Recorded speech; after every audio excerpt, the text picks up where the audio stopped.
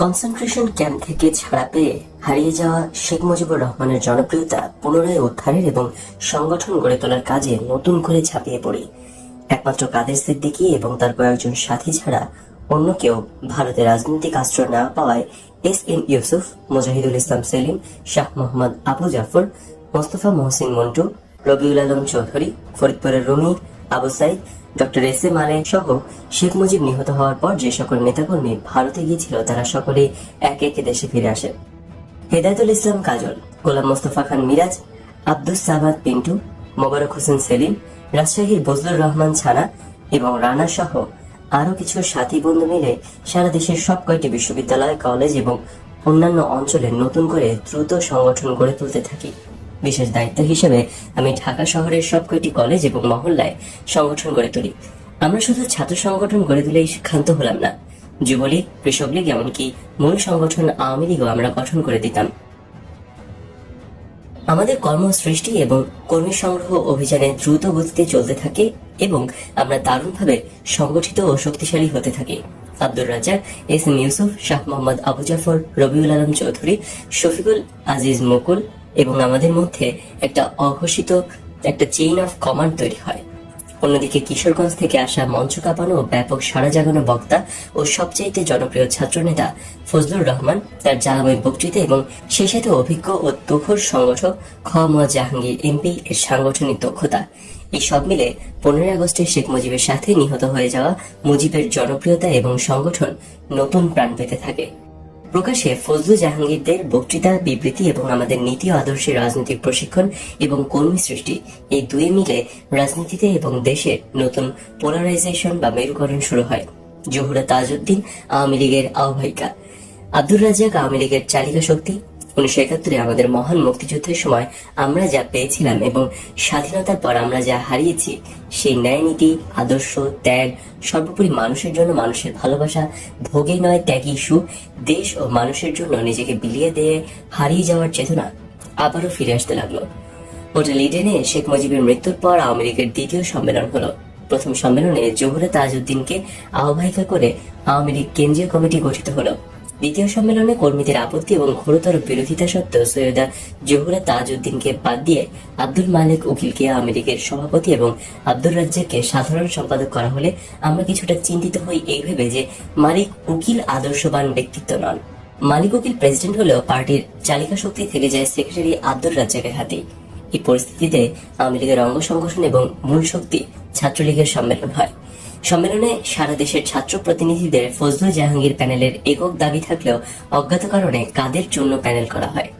ওবায়দুল কাদের, যিনি শেখ হাসিনার যুব ও ক্রীড়া প্রতিমন্ত্রী, তাকে সভাপতি এবং বাহালুল মজনুন চুন্নুকে সাধারণ সম্পাদক করা হয়।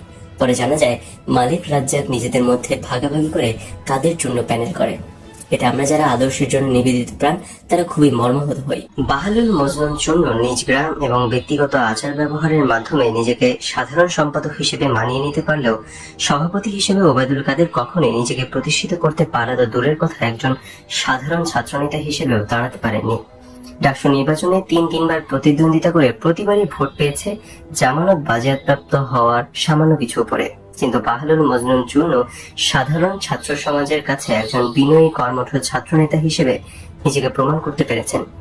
1979 সালে মুক্তিযোদ্ধা রাষ্ট্রপতি জেনারেল জিয়াউর রহমান রাষ্ট্রপতি নির্বাচন দিলে আওয়ামী লীগ সরাসরি নিজ দলের প্রার্থী না দিয়ে গণতান্ত্রিক ঐক্য জোট এর নামে মুক্তিযুদ্ধের প্রধান সেনাপতি জেনারেল আতাউল গনি ওসমানীকে মুক্তিযোদ্ধা রাষ্ট্রপতি জেনারেল জিয়াউর রহমানের বিপরীতে রাষ্ট্রপতি প্রার্থী করে। ওই নির্বাচনে মুক্তিযোদ্ধা জেনারেল জিয়াউর রহমান মূলত আওয়ামী লীগের প্রার্থী জেনারেল এম.এ.জি. ওসমানীকে বিপুল ভোটে পরাজিত করে জনগণের প্রত্যক্ষ ভোটে দেশের প্রথম রাষ্ট্রপতি নির্বাচিত হন। নির্বাচনের পরে জানা যায় আওয়ামী লীগ নেতৃত্ব এবং ওই রাষ্ট্রপতি নির্বাচনকে জাতীয় এবং আন্তর্জাতিক পর্যায়ে গুরুত্ব, অর্থবহ এবং বৈধতা দেওয়ার জন্য জেনারেল জিয়াউর রহমানের সাথে গোপন সলা পরামর্শ এবং যোগসাজশের ভিত্তিতে মুক্তিযুদ্ধের প্রধান সেনাপতি এম.এ.জি. ওসমানীকে রাষ্ট্রপতি প্রার্থী করেছিল। আওয়ামী লীগে মালিক উকিল এবং ছাত্রলীগে ওবায়দুল কাদেরের মতো স্থূল, আপোষকামী এবং অযোগ্য লোক নেতৃত্বে আসায় নিবেদিত কর্মীদের মাঝে হতাশা এবং তীব্র ক্ষোভের সৃষ্টি হয়।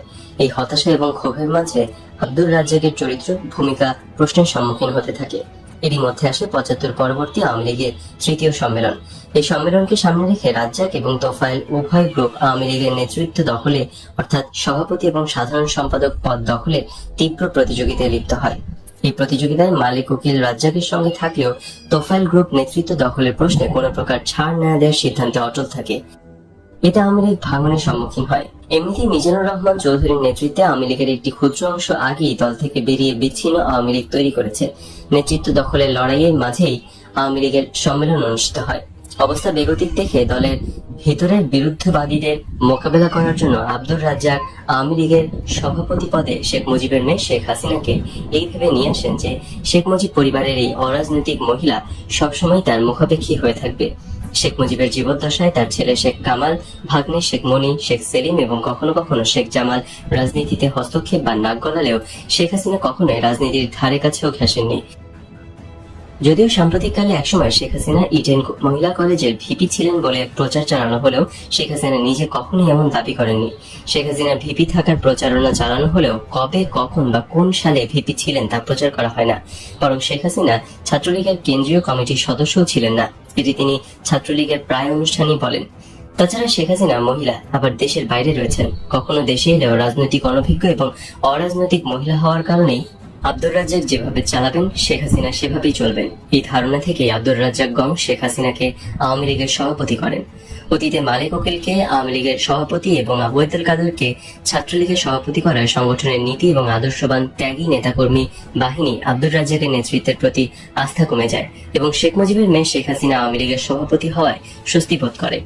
সেনাবাহিনী এবং জেনারেলরা রাজনীতিতে বেআইনি এবং অবৈধ হস্তক্ষেপ করতে থাকে এবং জনগণের উপর প্রভুত্ব ফলাতে থাকলে আমরা ৭১ এবং ৭৫-এর যোদ্ধারা সেনাবাহিনীর বিকল্প শক্তি তৈরির চিন্তা করতে থাকি। ছাত্রদের রাজনৈতিক প্রশিক্ষণকালে ছাত্ররা সেনাবাহিনীর চাইতে শক্তিশালী বাহিনী বলে ধারণা দেওয়া হতো। ছাত্রদের বোঝানো হতো সশস্ত্র কিন্তু অশিক্ষিত বাহিনী সেনাবাহিনী, নিরস্ত্র কিন্তু শিক্ষিত বাহিনী হচ্ছে ছাত্র বাহিনী। সেনাবাহিনী বাস করে ক্যান্টনমেন্টের ব্যারাকে এবং ছাত্ররা বাস করে শিক্ষা প্রতিষ্ঠানের ছাত্রাবাসে। সেনাবাহিনী জনগণের বিরুদ্ধে আচরণ করে এবং জনতার স্বার্থের পরিপন্থী কাজ করে। ছাত্ররা জনগণের পক্ষ অবলম্বন করে এবং জনতার জন্য জীবন দান করে। আগামী দিনে লড়াই হবে এবং সেই লড়াইয়ে শিক্ষিত ছাত্র বাহিনীর কাছে অশিক্ষিত সেনাবাহিনী পরাজিত হবে। সেনাবাহিনীর অবসরপ্রাপ্ত মেজর জেনারেল খলিলুর রহমান এবং অবসরপ্রাপ্ত কর্নেল শওকত আলী এই দুই ব্যক্তি আওয়ামী লীগে যোগদান করলে রেজাউল বাকি, গোলাম মোস্তফা খান মিরাজ, আব্দুস সামান পিট্টু, মরহুম হেদায়েতুল ইসলাম কাজল, মোবারক হোসেন সেলিম এবং আরো কয়েকজন ৭১ ও ৭৫-এর যোদ্ধা মিলে আলাপ আলোচনা করে সিদ্ধান্ত নিলাম কর্নেল শওকত আলীকে সাথে নিয়ে মুক্তিযোদ্ধাদের একটি সংগঠন করার। সিদ্ধান্ত মোতাবেক কর্নেল শওকত আলীকে আহ্বায়ক করে মুক্তিযোদ্ধা সংহতি পরিষদ নামে ৭১ এবং ৭৫-এর যোদ্ধাদের একটি নতুন সংগঠন গড়ে তোলা হলো। আমাদের দৃষ্টি ক্যান্টনমেন্টের দিকে। লক্ষ্য হলো ক্যান্টনমেন্ট দখল। এই লক্ষ্য বাস্তবায়নের দিকে কার্যক্রম এবং রাজনৈতিক প্রশিক্ষণ ব্যাপকভাবে বৃদ্ধি হলো। আমরা ছাত্র যুবকদের আসন্ন সমাজ বিপ্লবে অংশগ্রহণের সর্বোচ্চ ত্যাগ স্বীকারের দীক্ষা দিতে লাগলাম। ছাত্র যুবকদের বলে কয়ে জীবন দেওয়ার জন্য প্রস্তুত করতে লাগলাম। বিপ্লব করতে হলে ব্যক্তিদের জীবনে ভয়াবহ ক্ষতি হতে পারে, কিন্তু সেই ক্ষতির হিসেব রাখা যাবে না। কেননা ব্যক্তিগত ক্ষয়ক্ষতির হিসাব বিপ্লব রাখে না। বিপ্লব ব্যক্তিগত ক্ষয়ক্ষতির মধ্যে দিয়ে সামগ্রিক ফল এনে দেয়, যা মূলত ভবিষ্যতের বংশধরদের নিশ্চিত সুন্দর জীবন এনে দেয়।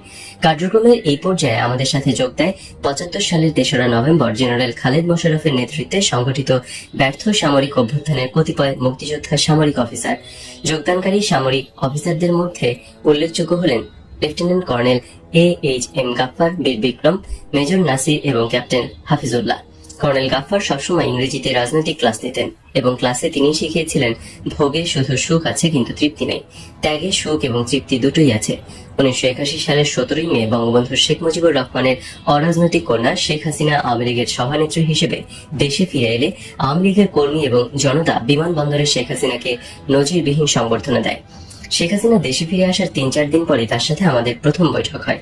এই বৈঠকে আলোচনার শুরুতে শেখ হাসিনা ছাত্র জনতা এবং মুক্তিযোদ্ধাদের বলেন, আজ থেকে প্রচার চালাতে হবে এই জিয়া সেই জিয়া নয়, অর্থাৎ বর্তমান মুক্তিযোদ্ধা রাষ্ট্রপতি জিয়াউর রহমান স্বাধীনতার ঘোষক মেজর জেনারেল জিয়াউর রহমান নয়। শেখ হাসিনা হিটলারের তথ্য উপদেষ্টা গেবিয়ালেস এর থিওরি অনুসারে তোমরা যদি ভালোভাবে প্রচার করতে পারো এই জিয়া স্বাধীনতার ঘোষক জিয়া নয়, তাহলে দেখবে একদিন মানুষ এটাই বিশ্বাস করবে। আমাদের মাঝ থেকে একজন প্রশ্ন করলো, তাহলে এই জিয়াকে কোন জিয়া বলবো? শেখ হাসিনা বললেন, অত কথার দরকার নেই, শুধু বলবে এই জিয়া সেই জিয়া নয়।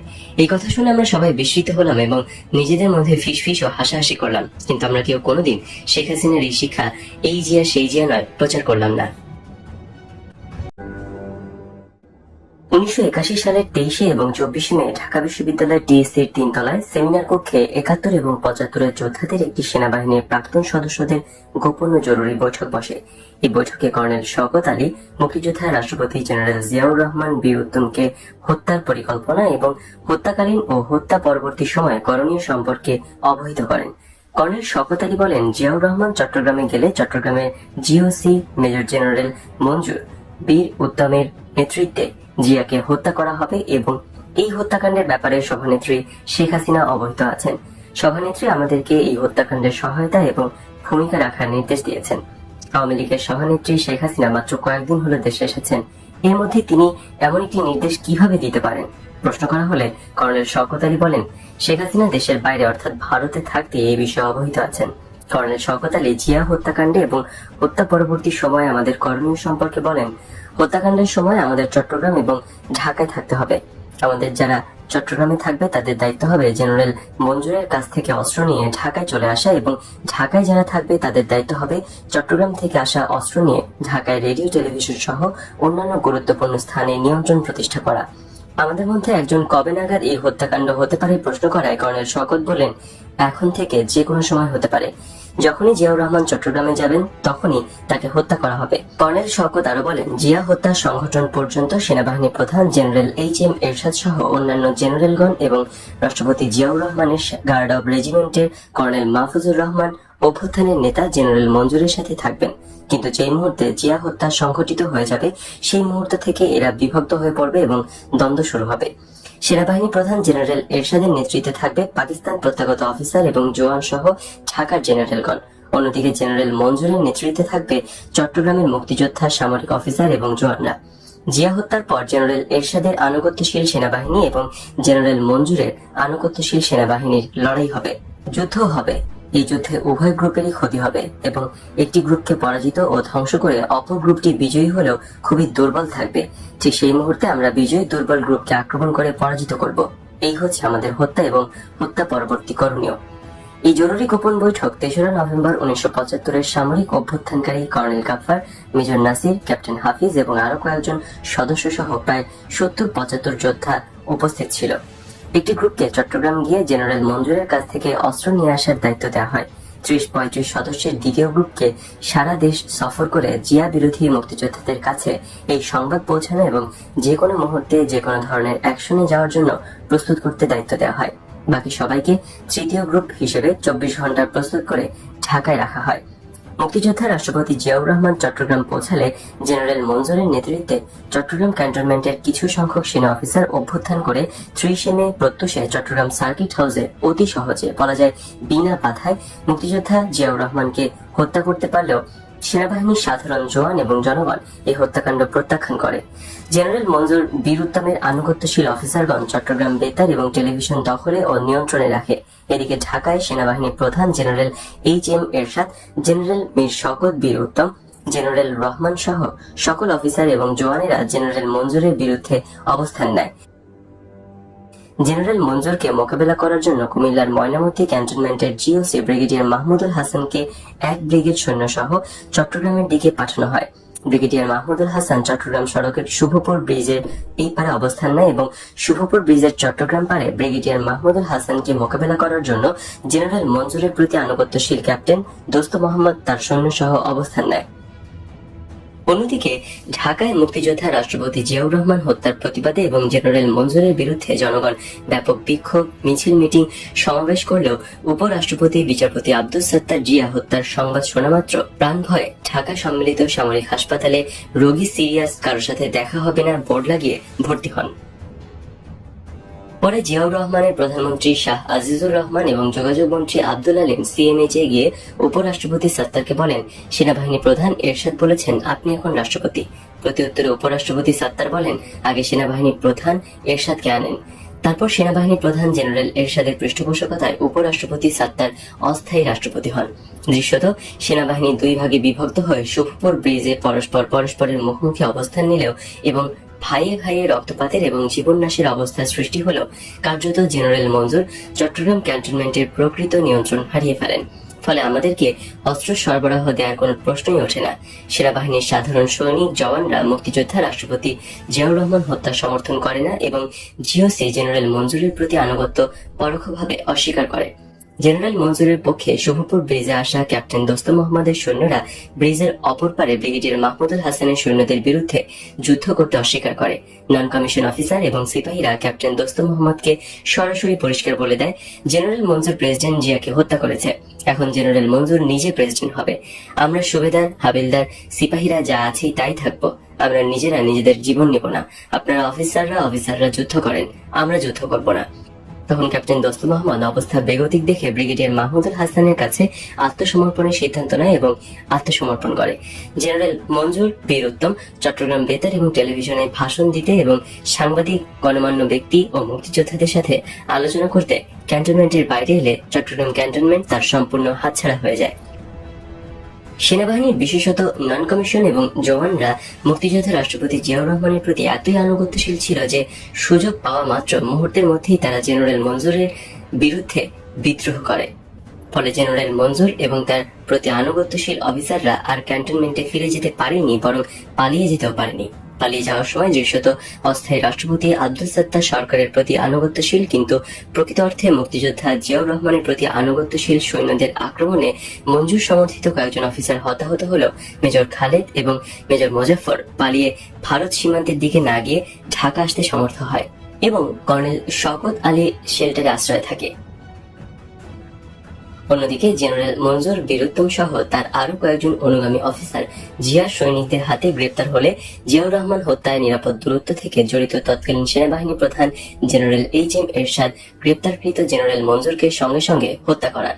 জেনারেল এরশাদ জিয়া হত্যায় তার সংশ্লিষ্টতা যাতে প্রকাশ না হয়ে পড়ে সেজন্য জেনারেল মঞ্জুর বীর উত্তমকে গ্রেপ্তার হওয়ার সঙ্গে সঙ্গে হত্যা করান। জেনারেল মঞ্জুর আমাদের অস্ত্র দিতে ব্যর্থ হলে এবং গ্রেপ্তার ও নিহত হলে আমাদের সাথীরা ঢাকা ফিরে এসে মেজর খালেদ ও মেজর মুজাফফরকে রাজশাহী সীমান্ত দিয়ে ভারতের মুর্শিদাবাদে পৌঁছে দেয়। মুক্তিযোদ্ধা রাষ্ট্রপতি জিয়াউর রহমান হত্যায় জড়িত এবং গ্রেপ্তারকৃত জেনারেল মঞ্জুরের সাথে 12 জন মুক্তিযোদ্ধা সামরিক অফিসারের গোপন সামরিক আদালত এই বিচার শুরু হলে কর্নেল শওকতের নেতৃত্বে মুক্তিযোদ্ধা সংহতি পরিষদ, মেজর জিয়াউদ্দিনের নেতৃত্বে মুক্তিযোদ্ধা সংহতি পরিষদ এবং মুক্তিযুদ্ধের deputy sector commander lieutenant colonel Kazi নুরুজ্জামানের নেতৃত্বে মুক্তিযোদ্ধা সংসদ, এই 3টি মুক্তিযোদ্ধা সংগঠন ওই বিচারের বিরুদ্ধে এবং গ্রেপ্তারকৃত মুক্তিযোদ্ধা সামরিক অফিসারদের মুক্তির দাবিতে আন্দোলনের ডাক দেয়। উল্লেখিত 3টি মুক্তিযোদ্ধাদের সংগঠন ঢাকায় বিক্ষোভ, মিছিল, সমাবেশ ইত্যাদি কর্মসূচি চালিয়ে যেতে থাকে এবং এই সকল কর্মসূচিতে মুক্তিযুদ্ধের পক্ষে রাজনৈতিক দলসমূহের সমর্থন এবং অংশগ্রহণের জন্য জোর প্রচেষ্টা চালাতে থাকে। কিন্তু একমাত্র আব্দুর রাজ্জাক ছাড়া অন্য কোনো রাজনৈতিক নেতাকে ওই সময় পাওয়া যায়নি।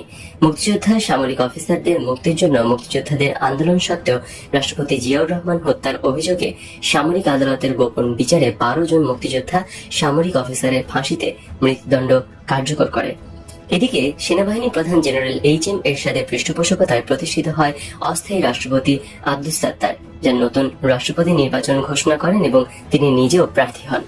আওয়ামী লীগের পক্ষ থেকে শেখ হাসিনা অস্থায়ী রাষ্ট্রপতি বিচারপতি আব্দুল সাত্তারের বিপরীতে ডক্টর কামাল হোসেনকে রাষ্ট্রপতি প্রার্থী করে নির্বাচনে অংশগ্রহণ করেও নির্বাচনের তারিখ পেছানোর দাবি করতে থাকেন। কিন্তু সেনাবাহিনী প্রধান এরশাদ সমর্থিত বিচারপতি সাত্তার সরকার আওয়ামী লীগের নির্বাচন পেছানোর দাবি অগ্রাহ্য করে।